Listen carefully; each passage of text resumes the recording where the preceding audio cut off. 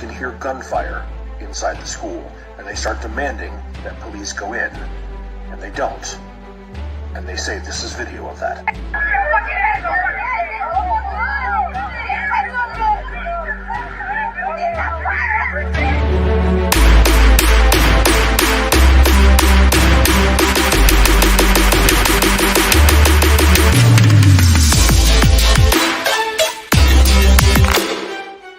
The President is the Chief Executive Officer of this corporation called the United States of America. The President is the Chief Executive Officer of this corporation called the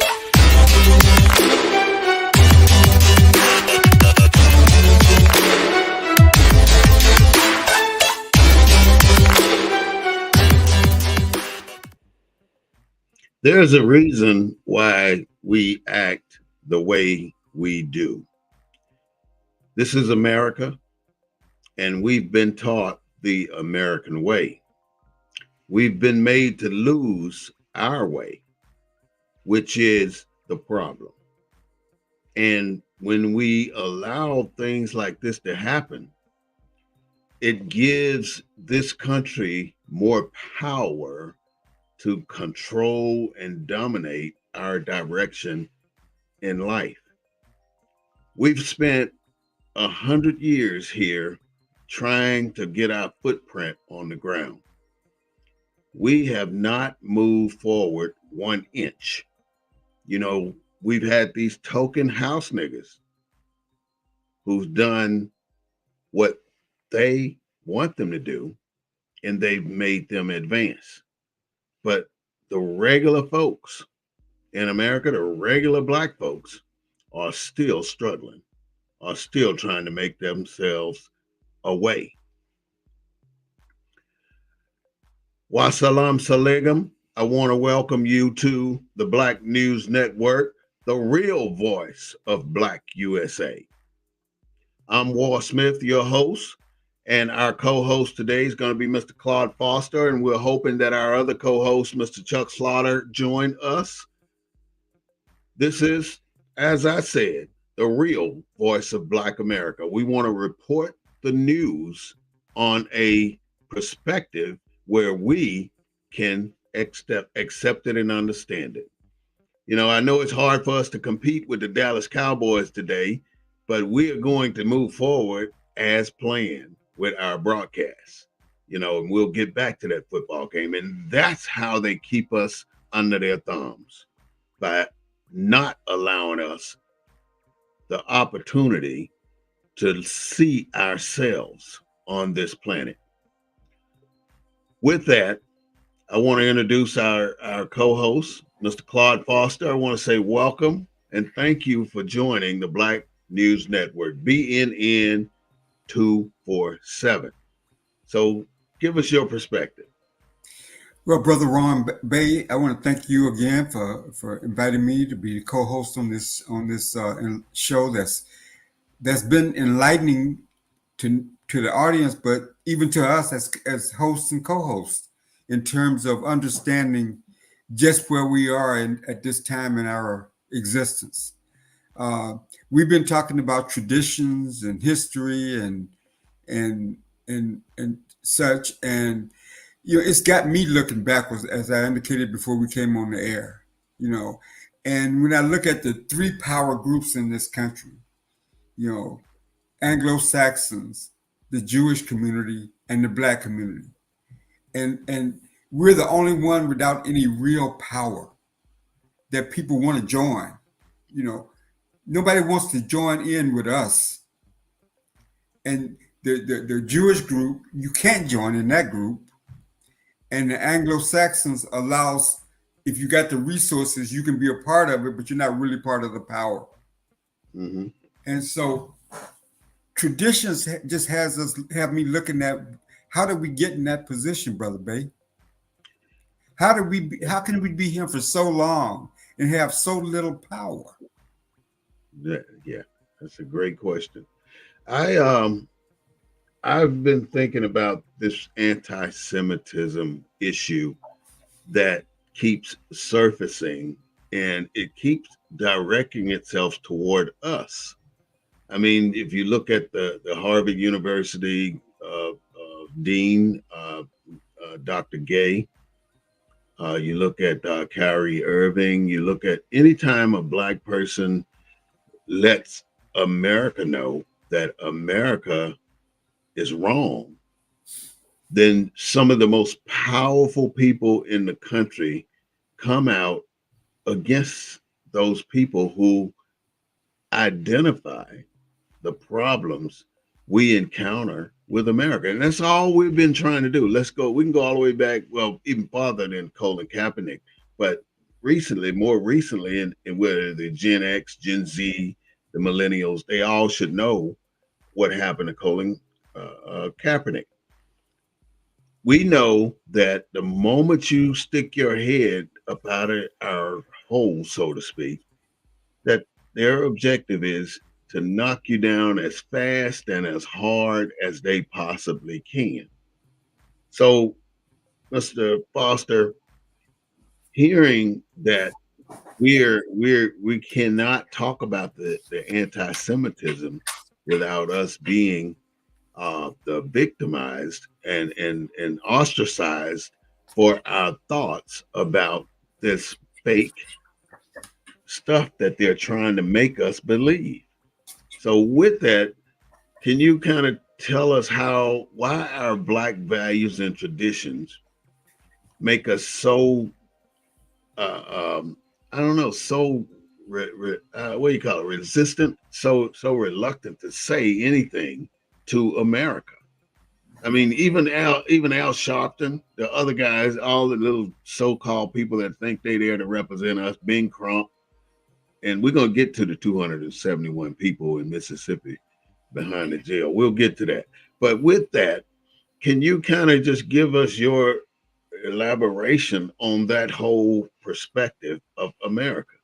Well, first of all, I think that when Black people are accused of being anti-Jewish, it's because the Jewish infrastructure is so strong. So to be anti-Jewish, you know, anti-Zionist, anti-Jewish, uh, the Jewish infrastructure is so embedded in this country that if you say anything, I mean, you're going to be called out for it. I mean, the Jewish press talks about the Black and Jewish relationship all the time. The Black press never talks about it.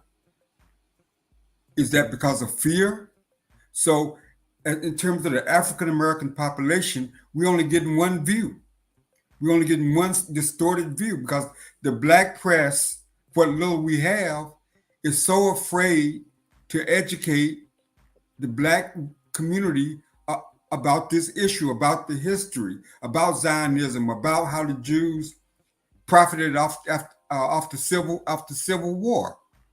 You know, when the North won the war, who you think the entrepreneurs that came south and took advantage of that?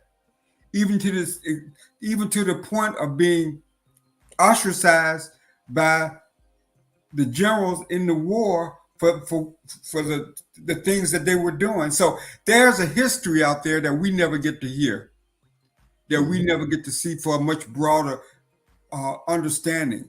And the Jews have done a good job of conflating what happened to them in Germany to what happened to us here in America. Mm-hmm. And there's a big difference. Mm-hmm. And so we don't get the benefit of any type of true dialogue or true understanding of that history. We get and the Jewish community are, you know, they have an excellent intellectual base. Mm-hmm. And like you say, they're at Harvard, they're at all these premier institutions, they're the professors, they're these intellectuals at these institutions that kind of dictate what these institutions do, the kind of things that they're involved in. Gay is a good case in point at Harvard. So that goes back to this whole power diaphragm that I keep talking about. We have none. We don't have it in the press. We don't have it in our institutions. We don't have it financially. So we're at a big disadvantage in terms of any kind of communication or any kind of discussion on some of these complex issues Hmm. because That's right. we don't have the infrastructure to give us the knowledge to be able to compete with these Jewish intellectuals. That's a good point. You know, as far as the infrastructure, I'm going to say this, and I know I step on a lot of people's toes by saying this. We have the infrastructure. We have it in our churches.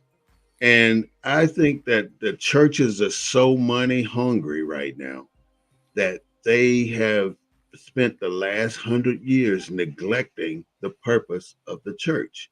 That's why the direction of the church has not made a single difference in our culture or in our communities. But Our churches, huh? the problem with the churches, though, Brother Bay, is most of the Mhm. pastors, especially in the so-called hoods Mhm. within the black community, the deep black community, have never been to seminary. They just guys that threw up a sign and say, "I'm a pastor." Yep. So they don't have the intellectual information up here to We articulate don't that. have the divine calling. We No, don't like have I that. said, they They never don't have. they never been to seminary. The thing that That's makes Dr. King and those guys different, they've been to they know how to organize. They're intellectuals. They've been to mhm, seminary.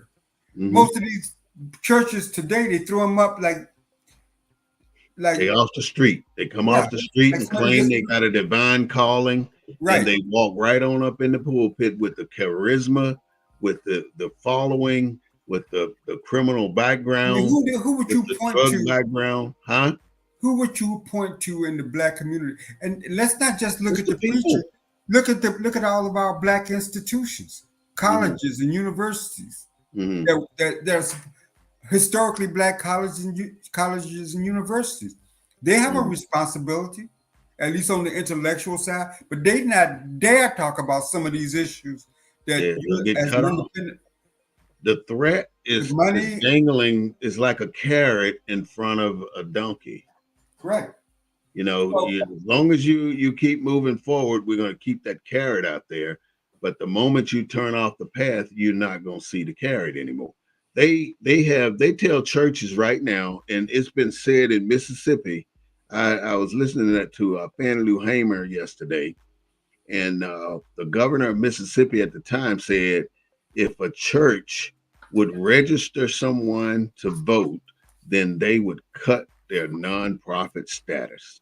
of And course. so I think that's prevalent today. These churches are still in that mindset where, oh, I ain't gonna say nothing against the government. I don't want to lose my nonprofit status. Because if you lose your nonprofit status, you do what? You start paying taxes. And that is what I see them not wanting to do. The churches have a tie to money more than they do to the people.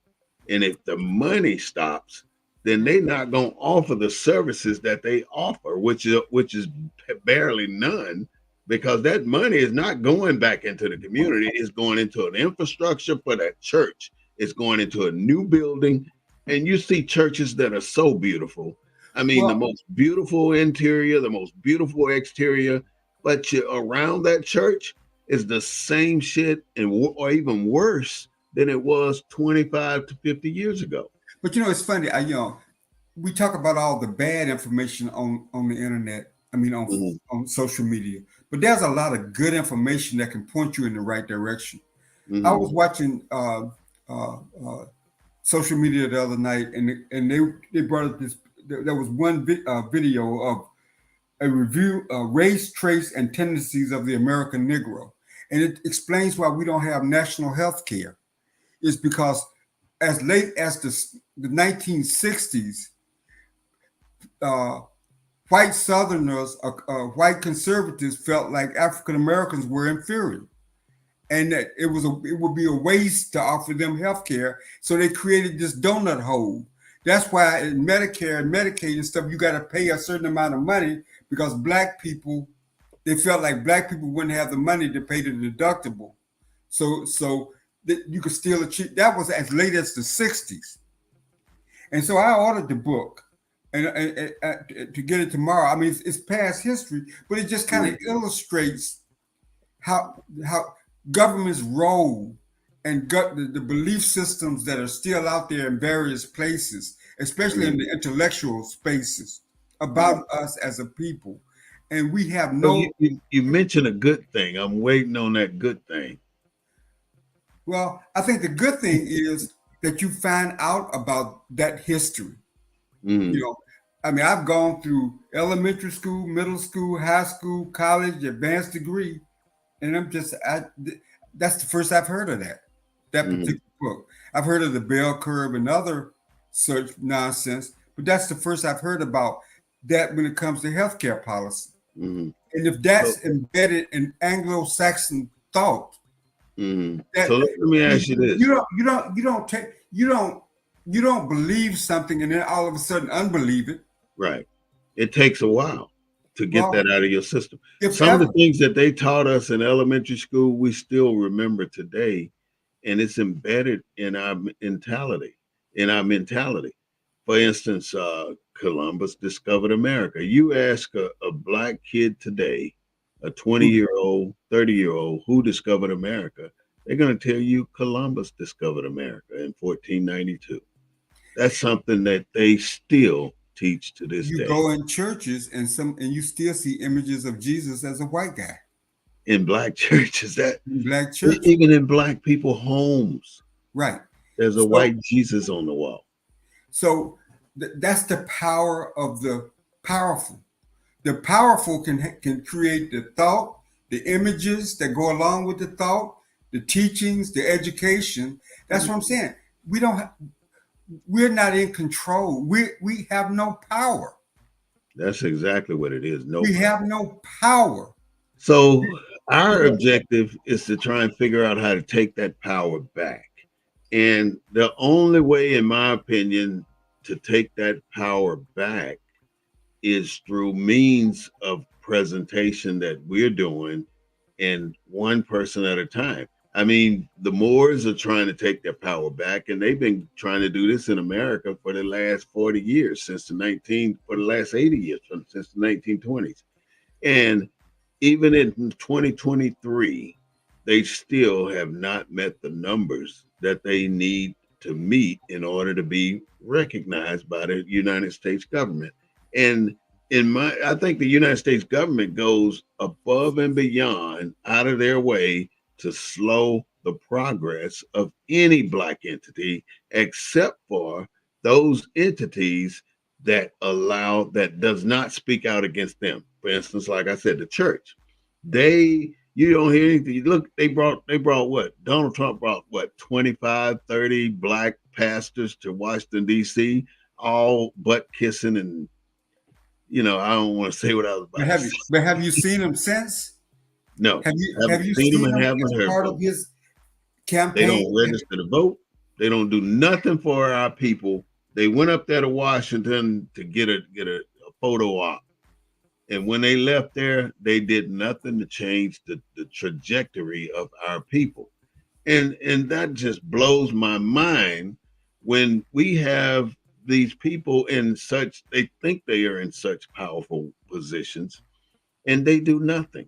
Like in San Antonio, you take the most powerful black pastors here, you only see them when it's time for their anniversary or when it's time for them to come together. All the black pastors, they want to shake hands and do the dap and smile and do photo ops and get on TV and say they're having this big black Baptist not concert, but show or whatever they have, where all the pastors get together and get on stage and say a few words and get into their feelings and get the people into their feelings, and then they go home. But people pay to go to these damn conferences like 40 Going East, and they go there and they leave just like they left church yesterday, not with a damn thing to change the way we I'll are give you, moving.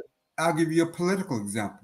We go to the CBC weekend every year, right? The big CBC weekend. And they talk about voting, they talk about financing, but behind the scene, where all the money comes from is those forces that are detrimental to the very communities that they represent.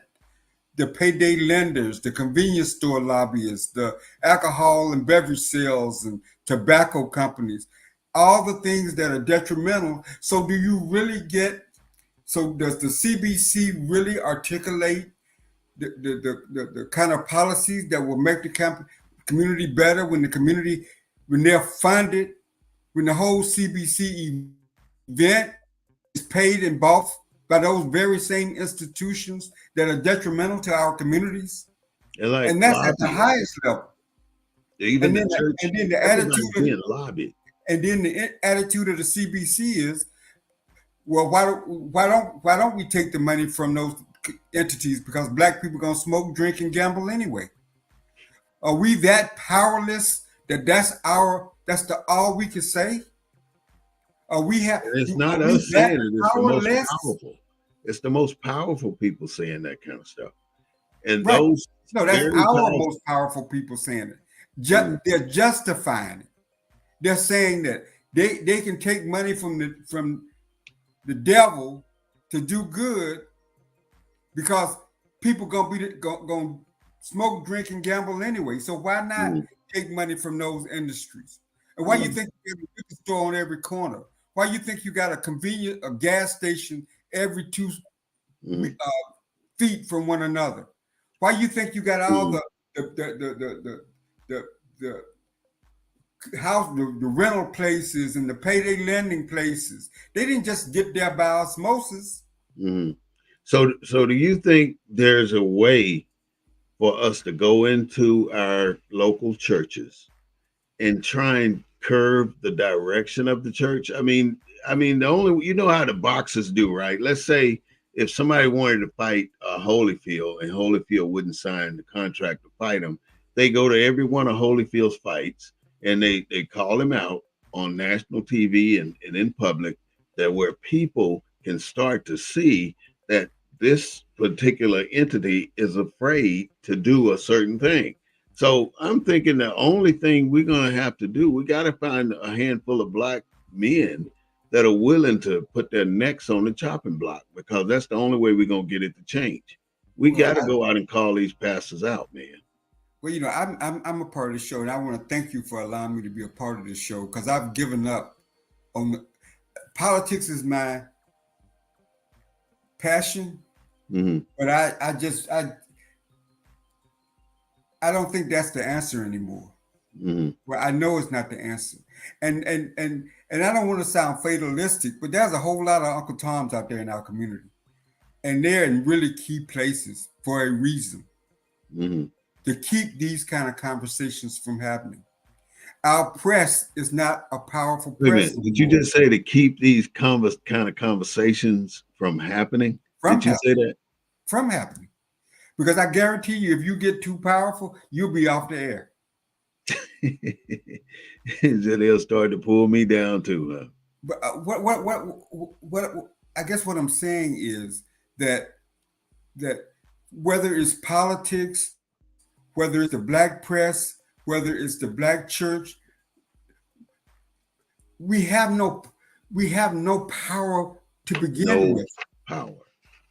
I agree. We have no power, but there's a reason. There's a reason. Let me tell you what this reason is. There's a reason we're in the condition we're in as black people. I have 4 or 5 things that I'm going to tell you why we're in this position, and they're short. 1, we have no medical access, like you were saying earlier about us not being able to afford medication and going to the hospital, going to the doctor. We have to use the hell out of the emergency room. Right. No reasonable job market for inner city black people. That includes youth and anybody else. But you know, there are some programs that are city sponsored out there, but by the time it gets to the black community, all the great opportunities are gone. I mean, there's not enough slots now to put more than 1 or 2 black people in there when you got 1,000 of them that need to be in there. So black people don't waste their time going up against the grain, because just a case in point, SAGE, San Antonio Growth for the East Side. That's an organization that was created during the Obama terms to get, and they gave them that SAGE organization $1 billion to give to businesses. And the SAGE came up with their own rules, and their own rules were if you show matching funds, then we'll give you this amount of money. And then once people start showing them matching funds, then they said, well, we need to see the receipts from Now, your repairs. Or now from a history standpoint, I don't mean to interrupt you, but just like I talked about the medical thing, isn't that kind of a similar situation? The gatekeepers. The gatekeepers. That's how they keep. Yeah, health care for everybody, but you got to come up with 20%. Knowing it's almost damn near Knowing impossible. it's almost an impossibility to because of the other things that they do by not giving you the jobs that make money. But damn near every organization you see is headed by somebody white, either a white woman or a white male. And it's not in Mississippi, like you always say, Claude, they have 90% black people down there in Mississippi and 10% or less white. And the 10% or less control the entire state. They have all the elected positions, all the key prime positions. They run the system, and they deny the access to these particular elements all over the state. That includes what's happening down there in Mississippi right now. I mean, this is just a good time to talk about it because we're talking about our values and our traditions. They have just discovered 271 people in Jackson, Mississippi, buried behind the prison. And this is a burial ground that's known by guards at the prison and police officers. And the latest, what really broke this case was when one police officer ran over one kid. Yeah, I've been following that. And then they I get the Mississippi. Do you get the MFP, the Mississippi Free Press? No, I don't get it, but I'm gonna go ahead and write that down. Yeah, write that down. Mississippi Free Press. It's based there in Jackson. But if you want unfiltered news about the Black community and about what's really going on in Mississippi, it's the MFP. It's headed by a sister, and a white a woman, but it's an excellent source of news for Mississippi. And now, how do you think they're going to deal with this 270 some people found buried behind a prison with no ID? Well, I think with an African American mayor with Lumumba, the mayor there, Chokwe. That's Chokwe. Yeah, I keep getting his name, but anyway. I think with an African American mayor, with an African American police chief, I don't think it's going to get the attention that it was otherwise get if all those entities were white. Well, the police chief has no significance now because the governor dispatched the Capitol Police to control Jackson, Mississippi. Yeah, but that's a recent thing. Yeah, them bodies been there for years. Probably goes back to at least it's a civil rights administration. Yeah, black people been disappearing for that long too, and now they're found. So this black woman is said, the federal government going to open up an investigation, or has it reached that level? Or they see, and that's another big problem that we see all the time. The federal government sits back and watch atrocities like this happen, and they don't get involved. Let me just give you the other few things that I wrote down. We have not enough capital to provide for our families. You know, one of us being successful and 99 of us not being successful, none of us are successful because that's what we're having here. They get one token, like you were saying earlier, and that person is up there. He's got his stuff together. They're giving him all kind of money just to keep him quiet, just like they get at churches, all this tax exemption. So they don't register people to vote. So they don't go out in the community. Go ahead. Don't worry, just jump in. Talk. You bring up a good point, though. That's what I'm saying about group power. We have no group power.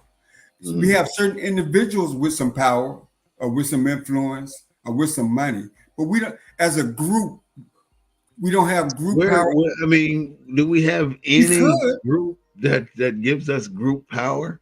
It definitely not the NAACP. And the NAACP only survives because they're not a threat to the government. Well, That's it's why kind of they survive. it's kind of funny. The Jewish community worked for assimilation with a lot to get the NAACP to assimilate black folks, to assimilate integration, but they don't support integration for their own group. That's that right. Yeah, That should tell you right there. They're not. They're part of the most segregated group in America. yeah. But And they they run shit. Look how the Jews run the music industry for black people. And yeah. they dictate what they can say in those songs. And probably 8 out of 10 artists are controlled by the Jews. And I'm not. And I'm not hating on the Jewish community. I'm just saying that you got three major groups in this country, and I'm we're the hating ones on them without any because power. they are wrong. We're the only ones without any power. Mm-hmm. We're the only one of those three: Anglo-Saxon, Jewish, and African American, and we're the see, only ones with power. last week I said that we have to look back in order to move forward.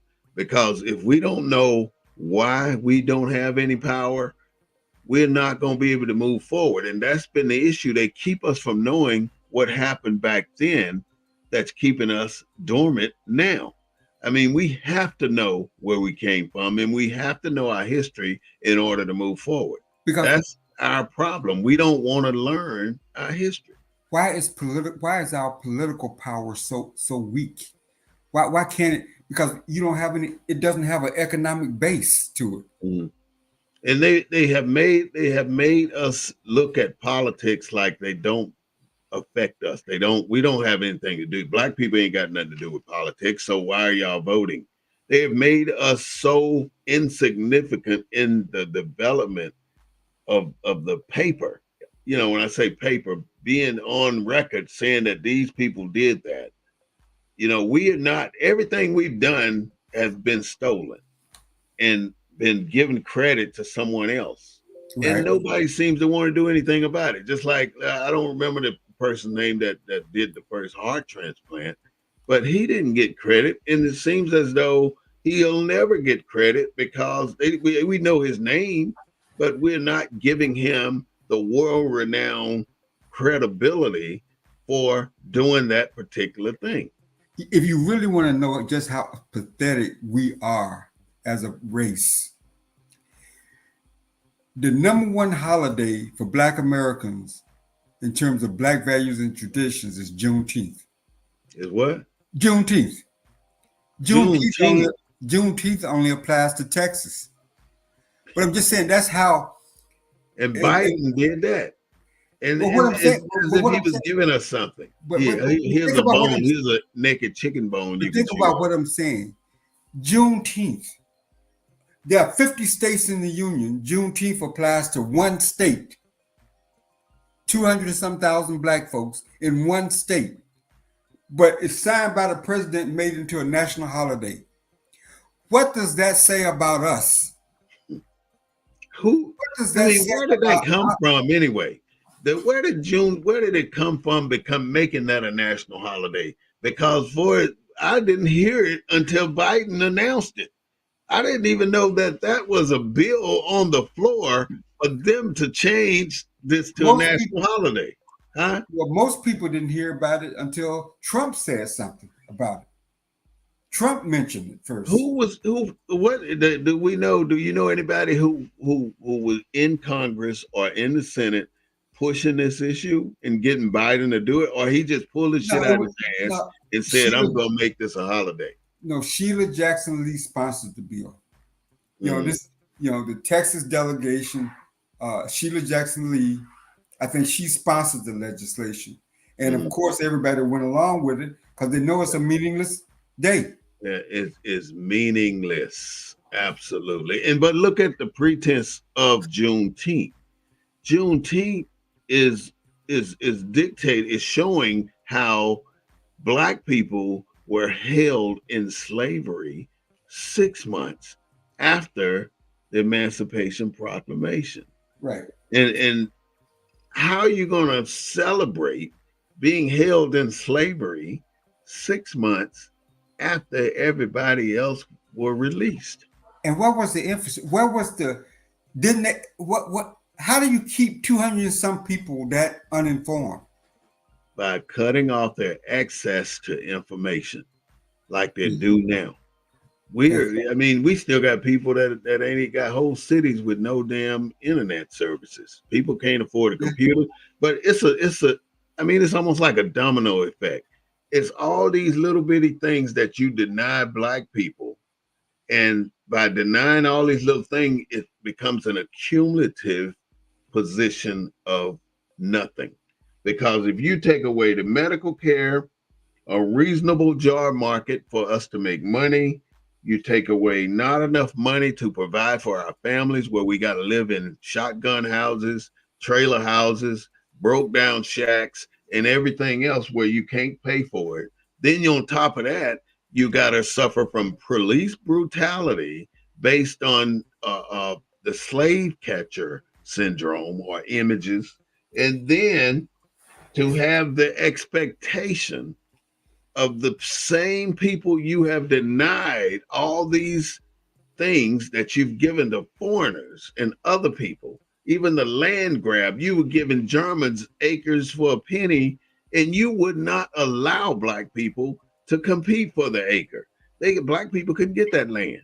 Well, I mean, look at the worst form of political segregation. Majority black districts. You pack black folks into certain districts, you give them representatives that ain't got no power because it's a numbers game.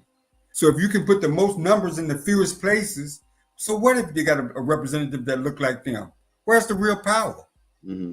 We fell for that. Hey, I always put this up because I want people to know that America, every time they call themselves throwing black people into a particular spot, and they put them there, and the next thing you know, these black people are thriving, and so they look for any spark to light the fire to go burn it down. All these little things where black people had took that little country ass land that nothing was growing, nothing was happening there. They put them all in the field and said, y'all pull yourselves up from your bootstraps. And they did it in all these different places. And then as soon as they did it, the white folks came in and killed them and took the land back after they made it profitable. Because what's the difference between that map and a political map? I don't see. Economics. The reason why white folks took that land and destroyed those communities because they had economic power. They had economic viability. You're saying the white folks did? Or the land did? No, the white folks destroyed those places. Because the black people had developed those powers. No, because the black people had economic power. Mm-hmm. They wasn't out there hollering for somebody to represent them that look like them. We don't need no doctors. We don't need anything from out there. We got it all right here. Right. And that's power. That's how you build power. But where is there a black community right now? Do you know of one? Do you know of a black community? No, because this whole assimilation integration concept has kind of worked its way into the fabric of this country. There are places where you got percentages of African Americans that are doing well, but they're not the majority. You live outside of San Antonio. I live outside of Houston in Pearland. The whole government of Pearland is not, doesn't look like us. And even though the quality of life is good, you don't really need any black politics. I mean, you don't need any kind of activism and representation because you got good streets, you got good schools, you got good neighborhoods, safe neighborhoods. You got a police force that enforces the law. You don't have a convenience store on every corner, so you don't need activism. And what I'm saying, the black activism that we have in majority black districts, what makes it weak and soft is it doesn't have any economic base. Mhm. Black people are But not given to those where candidates. do where is our most powerful black community in the country? It's probably somewhere on the East Coast, But probably. where? Is it Orlando? Is it Oh, New Orleans? it's Is probably it someplace. Jackson, Mississippi? When you look at economics, Chicago? it's probably going to be somewhere in Maryland or Virginia It's or not what? Compton. It's Huh? not Baltimore. No, not Baltimore City. Maybe Baltimore County is not. It used to be Harlem was an economic power base, but that's been so gentrified now you wouldn't recognize Harlem anymore. Mhm. Uh, Like you always say that Mississippi should be our state anyway. what I'm saying is, what I'm saying, in order to have a power base, you got to have the economics to go with it. I'm saying, would the black elite be willing to move to Mississippi? Would the black people with power collectively be willing to move to Mississippi? Because you just can't have just black folks there and don't have the diversity of everything, income, Mhm. education, And everything. in And would 1960, black folks right? be willing to make that move? And Do they understand do they understand power enough mhm, to say we're gonna create a black state where where we have political mhm, power, not dependent on outside forces to fund our black candidates or our black senator or our black governor mhm. or whatever that political power base is, that money comes from the black community and that you got enough something diversity of income. something that was said in 1960 by Fannie Lou Hamer that stuck in my head. And she said that we are black, powerless people. Right. This was 63 years ago. She said this. Because in America that's founded, that has an economic foundation, Mm, to be a to group, have power. to be a group without an economic foundation is a travesty. Like I say, of the three Mhm. powerful groups in America, we're the We're ones not with the one of least them. amount of power. I mean, Based, you can't have power when you've been denied the access to it. I mean, we've tell me something we haven't been denied. I mean, we've been denied every single thing there is when it comes to success as a culture. yeah, I mean, but other groups don't have the. You talk about all the Uncle Toms, and mhm, a lot of the Uncle Toms in our history are pretty prominent people. They're not mhm. like J Boy, and And you know, that's let's not throw who the this Uncle out. Toms Let's are. throw this out there because a lot of people got this mixed up. Uncle Tom's Cabin. Uncle Tom Cabin is about a man, a black man, who would not give up black people who were activists in the community. So they tortured him and beat him. And somehow they took the Uncle Tom and made it a negative connotation. Again, something very positive, where this man would not snitch on his uh, uh, people in his community. He would not snitch. So they beat him and killed him and they tortured him to death. Right. And how can you take that and turn it into something negative? Because you and I know that we hear people call other people Uncle Toms all the time. But Uncle Tom is not a bad thing because he showed he had character. Yeah, but I get that history. But what I'm saying, Mhm.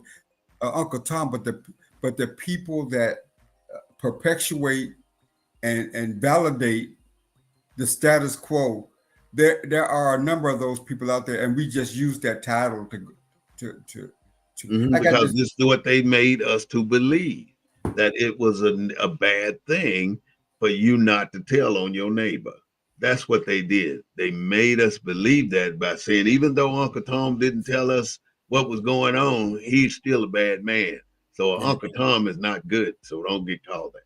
They And they they made it that way. And You know, I'm just saying that until we figure out black nationalism, like the Jewish and the mhm. Anglo-Saxon, until we figure out and until we we, get that economic foundation. Claude, we got it figured out. We just afraid to do it.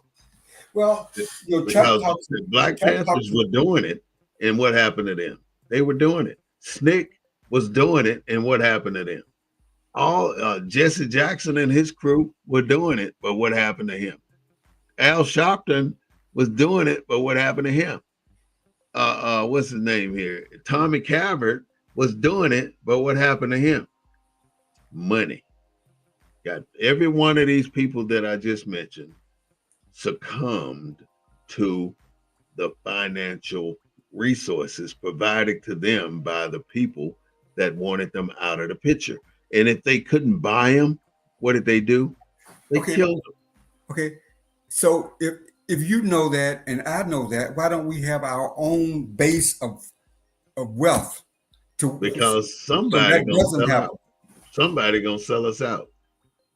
It seems like it's so easy now for us to So find is it the skin people that color won't sell us out, huh? is it the skin color that sells us? I mean, what we Chuck said all the time, the Willie Lynch syndrome. You well, know, I mean, even though Willie Lynch is, in my opinion, is a fictitious it's a character, fictitious story.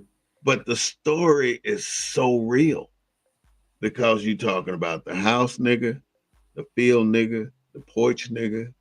You talking about all the separations of the light skin, the white father and the black mother children. You know, you're talking about everything you can possibly think of to separate us from each other.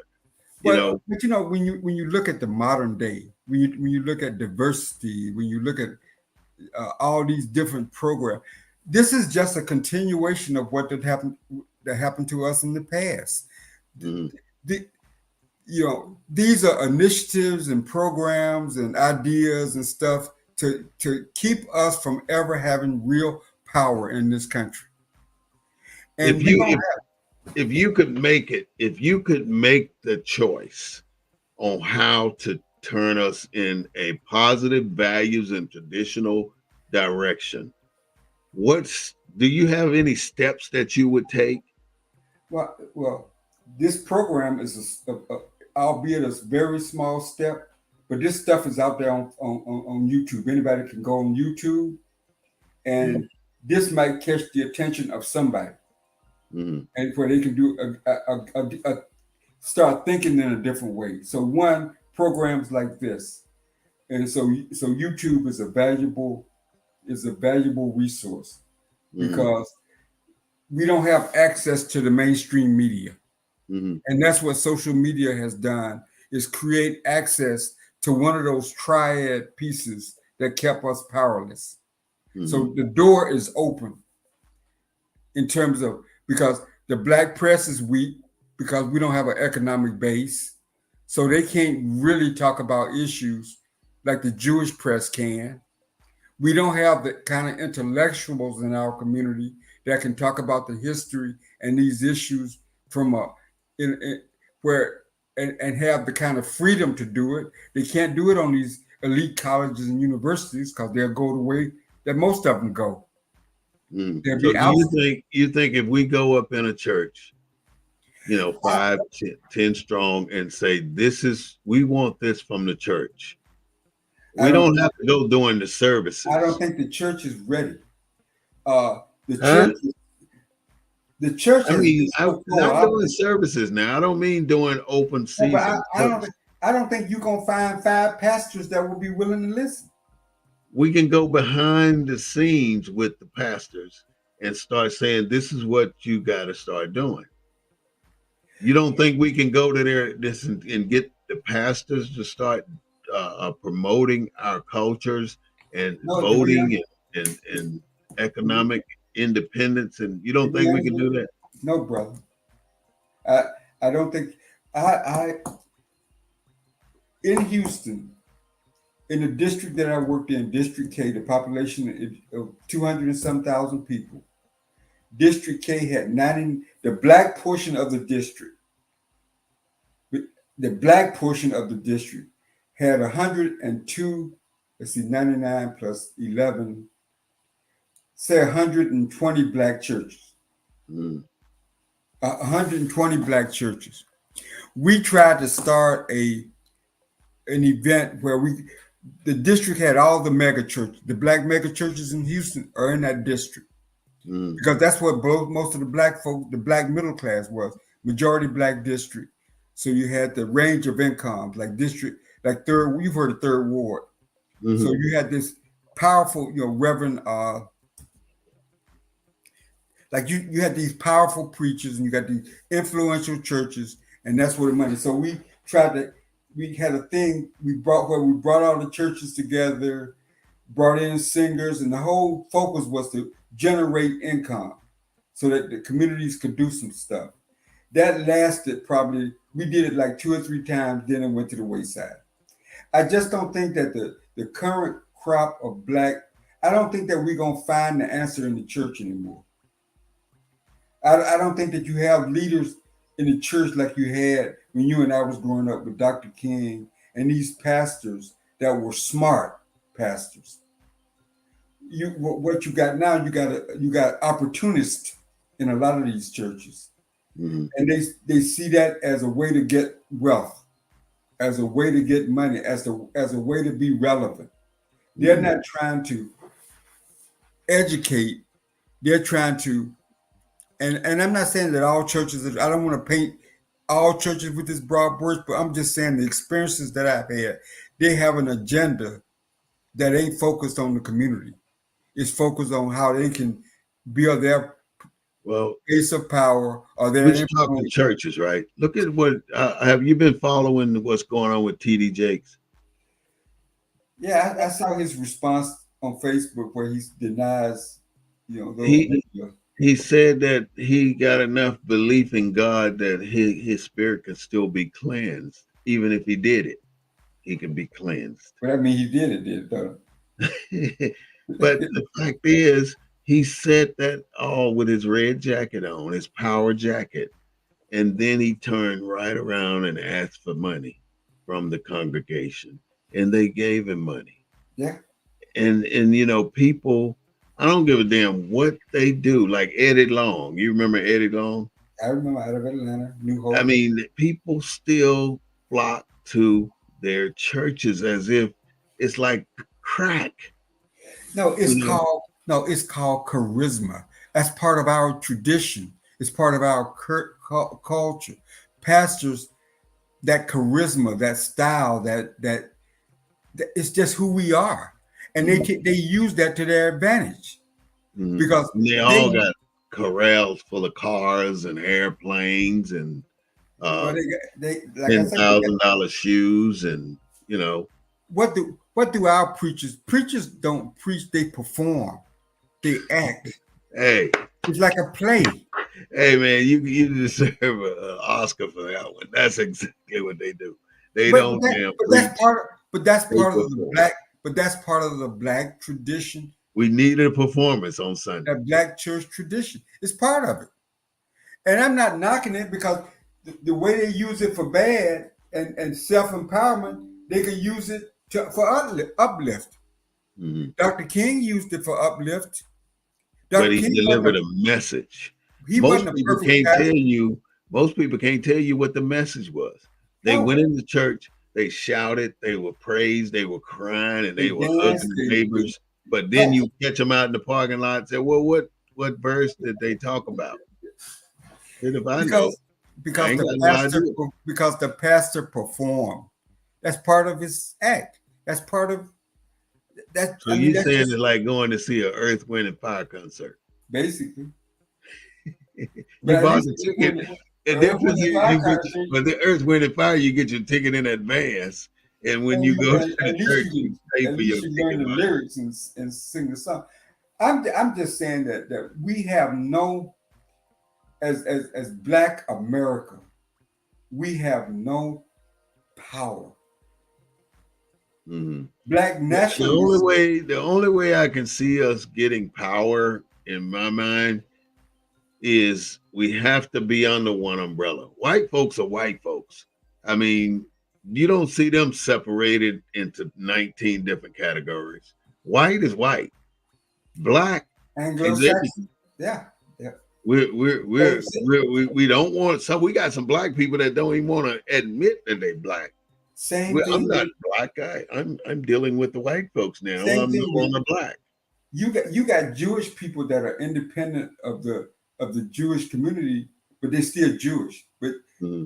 but those three power groups in America, we're the only ones without any power, and every other group got power first before they let anybody else Well, what in. do they like Asians? We know the Asians. Got the hair stores. They got the foot pedicures, manicures. But Black people Asians are. flock to these places. But I mean, Asians.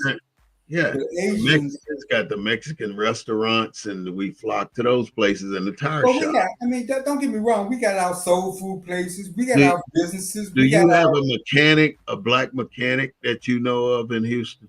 Yeah, I go to a black mechanic. Okay, Black, he's got a shop. huh? Does he have a shop? He has a shop, a warehouse shop. I go Okay. there. He got all black people working there. Mm-hmm. There's not a Hispanic or Asian in the place. Mm-hmm. It's all black. What about a beauty supply store? Do y'all have a black beauty supply store? There's a black super center beauty supply store in Missouri City just opened. Are black people flocking to that store? Or are they still going to the Asians? Now black people are criticizing it because they're saying we got enough beauty and supply stores. so by the time black folks get there, black folks are tired of having so many. And see, Houston got a really diversity of black neighborhoods. Mm-hmm. You know, like San Antonio. Did you say neighborhoods? Right, yeah. Like District 2, you got one that's identified as a black area town. Whereas in Houston, you got multiple areas within these districts.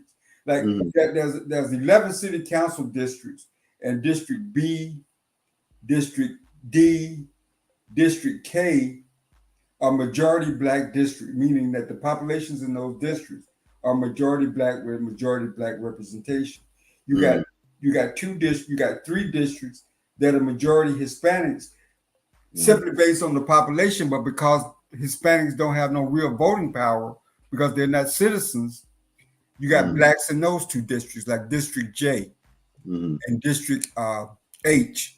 I mean, District I think it's I. No, not I. District F.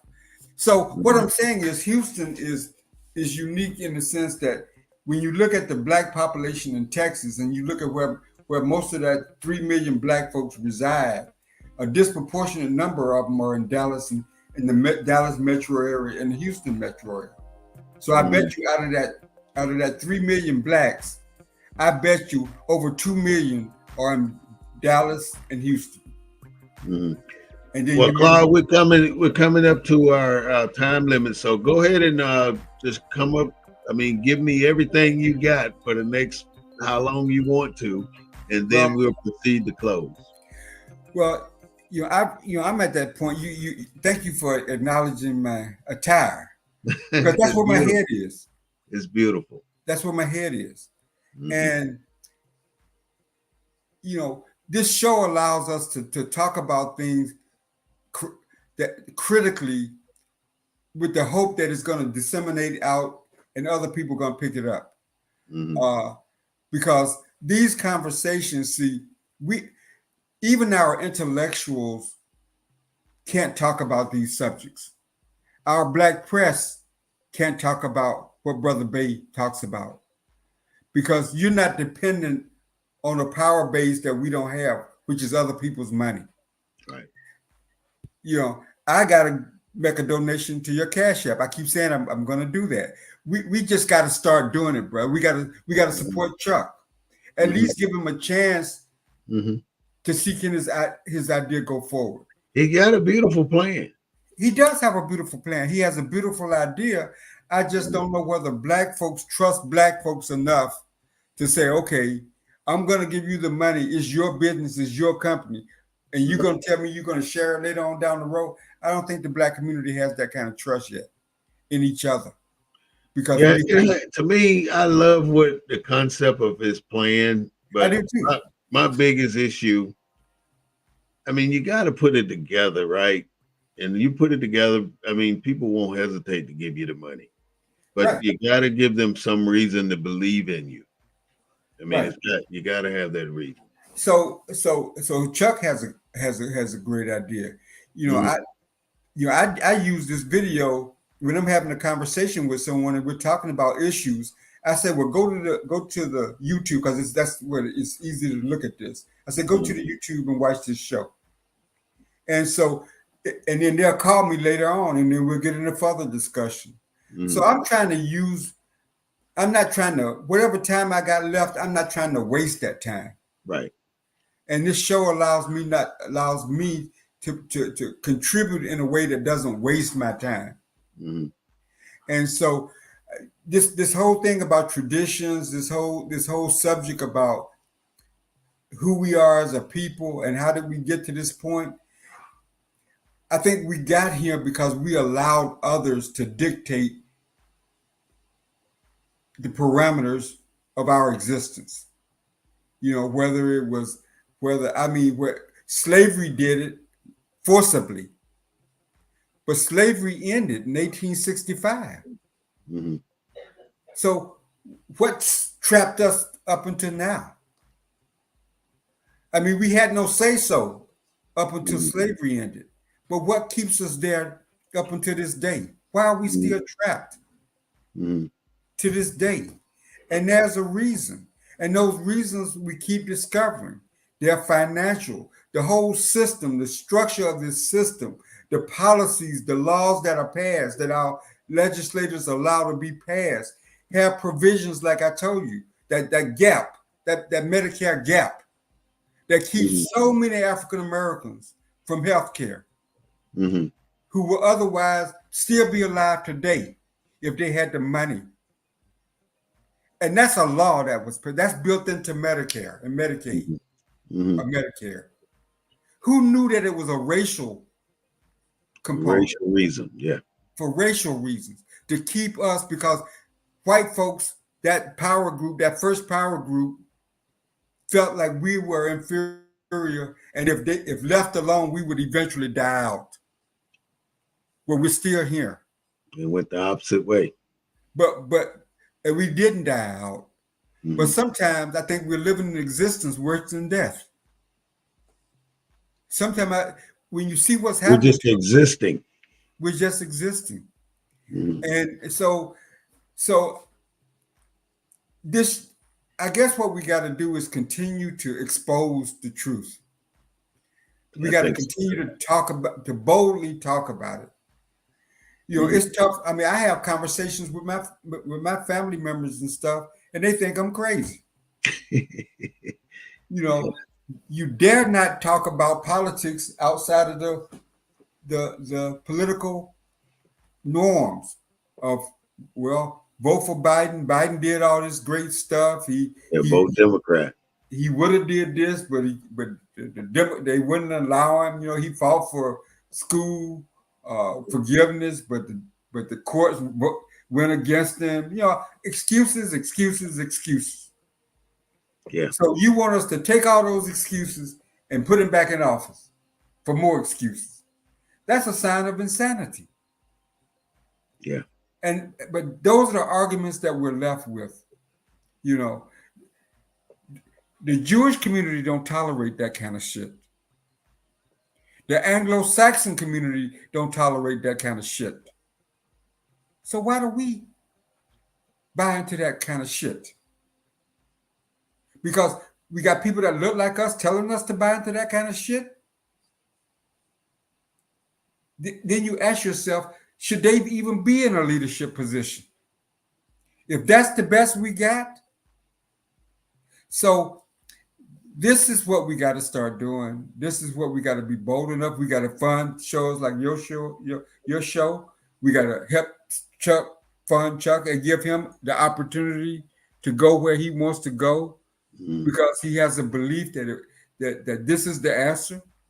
So I think that's what we got to do, and that's what I'm committing my life to do. Mhm. And I didn't have to buy that book, Mhm. but that's a book about. Think about all the laws that are passed that's got those gaps in them like that. To this day, Mhm. that that are designed for us, Mhm. they got gaps in them like that. So where you hear people all the time say, "Well, I don't know why black folks die at higher rates than whites. Why they get cancer at higher rates? Because they can't go to the doctor because they don't have the money, And because they live next to the contaminants. or they live next to the contaminant. But more importantly, they don't get treatment early because they put it off because they don't have the money to pay They that don't gap. have the health insurance. That gap doesn't affect white folks. That gap doesn't affect the Jewish community. It affects poor That folks. gap was put in specifically to keep us from having proper health care so that we would die off. Because that's the goal of America, for us to go away. We never really belonged here after slavery. Yeah, That's the goal of this country. even in the Emancipation Proclamation, it has a stipulation that says that they will fund. Now it's the 13th Amendment that the federal government will fund our way back to Africa. Yeah. That's one of the sentences. Like I say, the goal, we're tolerated. American, it has for the Jews, for the for the Anglo-Saxons, this is their America. Mhm. It ain't our America. That's why laws are they put holes in laws so that we don't get the full benefit of the law because they know we got an economic disadvantage. And Except as a form of punishment. and you should read that. You should. I didn't order the book because the book is real expensive. What I did, I ordered a narrative that talks about that particular law and why it was created and what that gap does. And you look at all the people that have died because of that law, because they couldn't access Medicare because they didn't have the money, or they put off treatment. Well, they ended up like Fannie Lou Hamer getting their insides taken out. Right. Because they didn't. They're saying Eddie Bernice Johnson died because of the treatment that she got at the nursing home or something. I mean, she's a congressperson. So can you imagine the regular personal insurance policies are geared the same way? So until we attack that system, and I don't hear politicians, black ones at least, talking about it with enough understanding to get us where we need to get to. And all that the majority black districts has done is give us somebody that look like us. But it's not really. And they say, well, I'm out there fighting for you. Well, I don't need you to fight for me. I need you to go in there and pass some laws that's going to benefit us on an equal footing. I need you to go in there and negotiate some deals to where that they really benefit us. I don't need you to fight. Need you to win. I need you to win for us. Don't not fight because you're gonna lose some LGBTQ votes.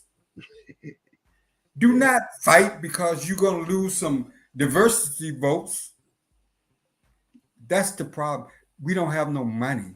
They need the LGBTQ because them are Anglo-Saxons. They got money.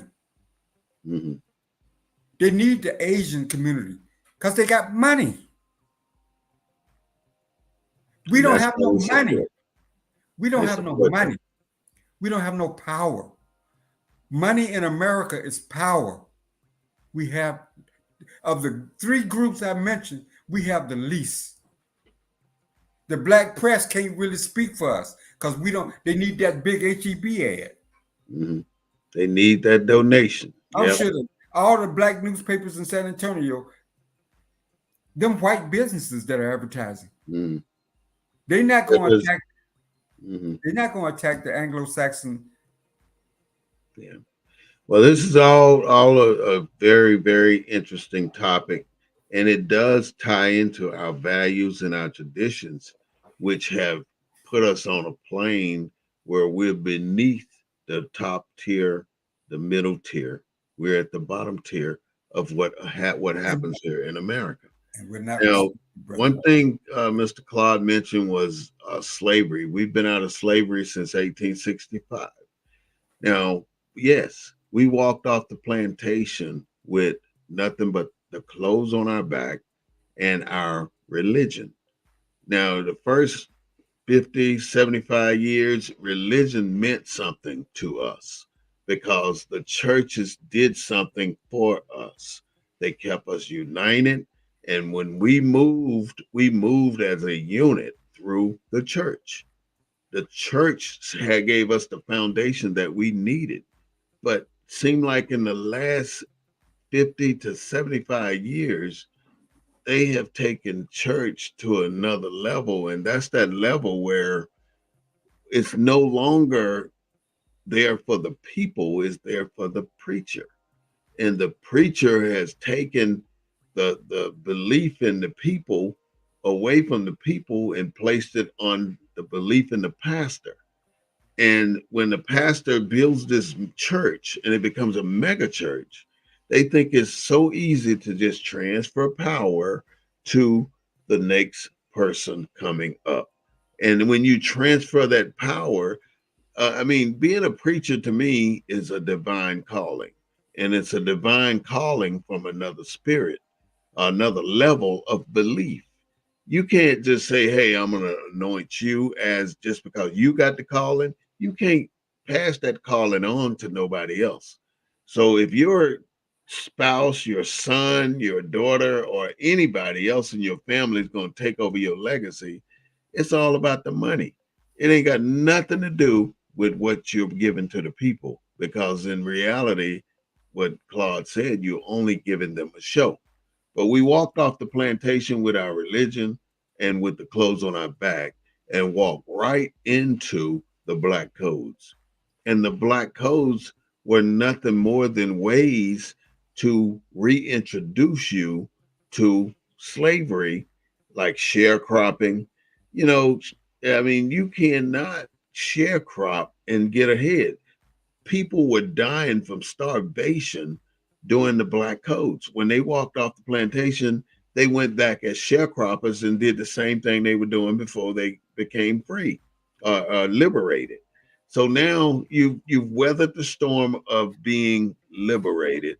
You've weathered the storm of the black codes and coming back as sharecroppers and other domestics and stuff like that.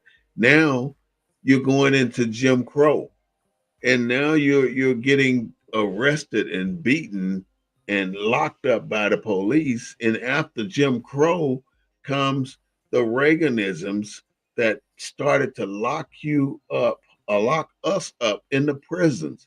This prison system before Ronald Reagan was at about 185,000 nationwide.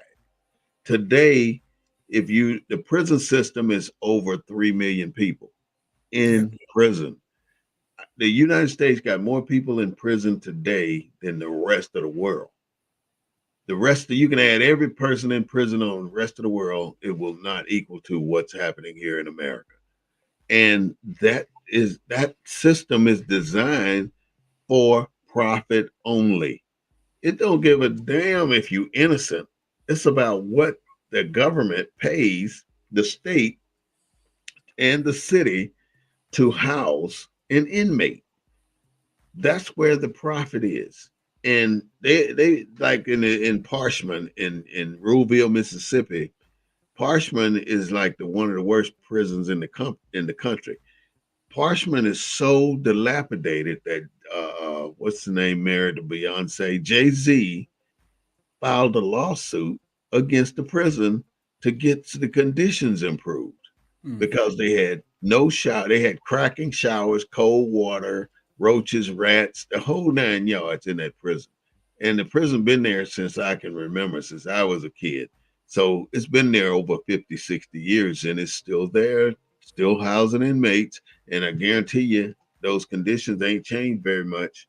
And you know, we're sending black people to prison by the busload in every city, and many of those people are now becoming released. And where are those prisons at? Prisons at in white And communities. is it? But I don't think it's federal prison. I think is more state prison than anything. Federal prison, you do day for day, you stay in your time. But don't think that because we're in the condition we're in, we're here because we're just sorry ass people or lazy ass people. It Right. does not apply to us. We're not that type of people. We are in the condition we're in because we have been denied the services that the rest of America have received. I mean, we don't have the medical access, we don't have the reasonable job market, we don't have money to support our families, we can't even make the money. I mean, we don't even have the opportunity to make the money. They won't even give us the job to make the money to support our family. And if they would just give us these opportunities, we don't need shit from them. We don't want no damn welfare or no damn Section 8 or no supplemental food stuff. We don't need any of that shit. But the reason you giving us that is because you won't give us the opportunity to make it for ourselves. Well, I know it's your time, bro, but let me just say this. You know, places in Mississippi, places in Alabama that look like, I take Selma and the condition that Selma's in, especially after that tornado. You would think that our Black power structure, you would think that those would be communities of value. You think that our political infrastructure would be, when you go visit Selma or you go visit Jackson, Medgar Evers' home, or wherever those freedom fighters were, that those communities should be model communities. Just the opposite. It's That's the just kind our of community. powerlessness that we have. And the worst part of everything is the police brutality.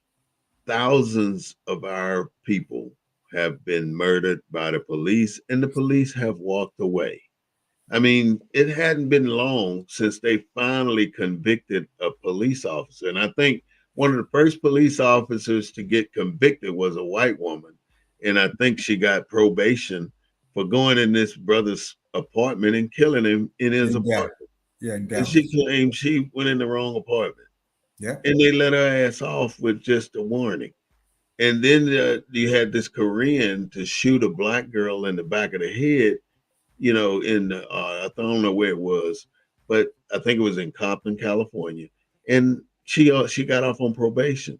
So basically all they're trying to tell us is our lives are not as valuable as the Chinese. Well, if you grew up in America, Mhm. and all the media and press and TV and lies and distortions about Black people, and then you wonder why the white cops are so trigger happy They when will they pull shoot us you. over. Yeah, why they're so And, triggered. and I want to say the reason most of our people get shot is because we believe that we are not going to get shot. If we just went in that situation knowing that these motherfuckers gonna kill my ass if I make a single move, I ain't gonna do nothing. If I'm gonna fight this, I'm gonna fight it in court. Whatever they Yeah, tell me to do, I'm gonna go through but with that's it. called the illusion of inclusion. You Mhm. you thinking you are just like everybody else and you just as American as everybody else. That's an illusion. They gonna fuck you up, and that's the That's bottom line. that's an They're gonna shoot illusion. you. So that's why so many black people get killed. Let me get my wallet. They do the fast movement. Oh, he's got a gun, and they pop their ass, and they did. And And then they get they away. don't just they empty the clips and they did. And what about There's this one guy one where cop? they got up in the car. Remember that That's one? the exact same one I was about to talk about. Yeah, he jumped up on the hood of the car. Yeah, he in fear of his life. Yeah, he afraid for his life, man. But you're gonna But jump up this on the is what hood. we got to deal with. Anyways, this is the Black News Network, and I want to say thank you so much for listening to what we had to talk about today. And I hope you gained something from this. This is show number 182. I don't know if I put the number on it, but I will later on. But show number 182, Black Values and Traditions. And I think we're going to continue one more week in this realm because all of the stuff that we're talking about means so much for our people. And we got to find a way. And what I like about what we're doing, Claude, is that this information is documented and it's going to be there for everybody to go back and look at if they Well, want. like I say, a lot of people don't want to come on as guests because they don't want to be recorded for eternity. And see that what is wrong with what people are afraid, man. That is something. But I want to thank you all for coming to the Black News Network. This is the real voice of Black USA, broadcasting live on Sundays at More Power to You. Sundays at 3:30. We will be back again next Sunday at 3:30. But keep in mind, our show is going under a new format very soon. We're working on it, and we will let you know. But it still will be us doing this. So thank you so much. Claude, joining me today, and next Sunday, I'm sure Mr. Slaughter will be right there with us. All right, so brother. Take care, and I'll see you next Sunday. See you next week.